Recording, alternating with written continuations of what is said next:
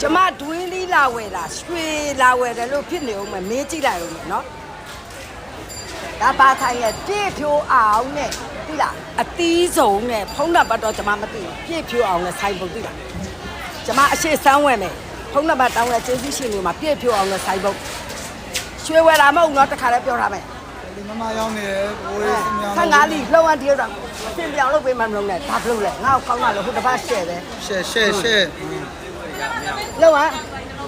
ကျမဒွန်းဒီဝယ်တာနော်ရွှေဝယ်နေတာမဟုတ်ဘူးဒီမမတော့ဒီပါတော့ပဲဘေးလေးတော့ရအောင်များလို့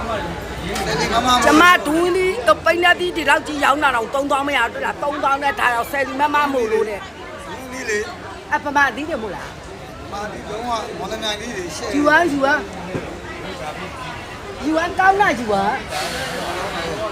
ငါ့ရှော့ပေးဒီ3000နဲ့ရမယ်ငုံတယ်ကောင်းလားမေးတာကောင်းတော့ချတမ်းမှာဆယ်ကိုချဘိုးတို့သူတို့ပြောတော့ဆယ်တာကြီးပဲရေးနေဝင်ကုန်ပြီနော်ငါပြောတာဟဲ့ဘူးလာမမိုးရှယ်ရှယ်အကောင်းပိုင်နေလို့လားနှာခေါင်းပိုက်နေလို့ရှယ်ရှယ်တဲ့3000နဲ့ပမာသည်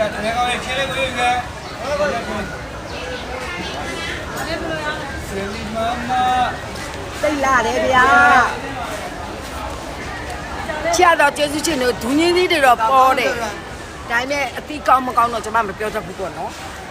ပြည့်ဖြိုးအောင်နဲ့ဆိုင်နာများဟောတွေ့လား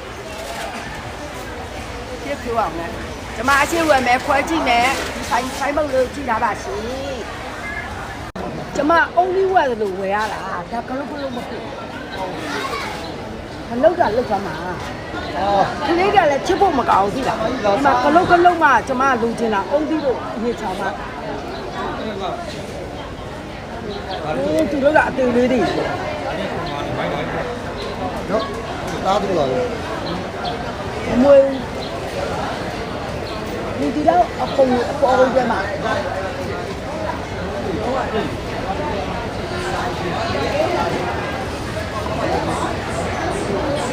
3000နဲ့ချက်ရတော့ကျေးဇူးရှင်မမဒီလိုကြတော့ထားတယ်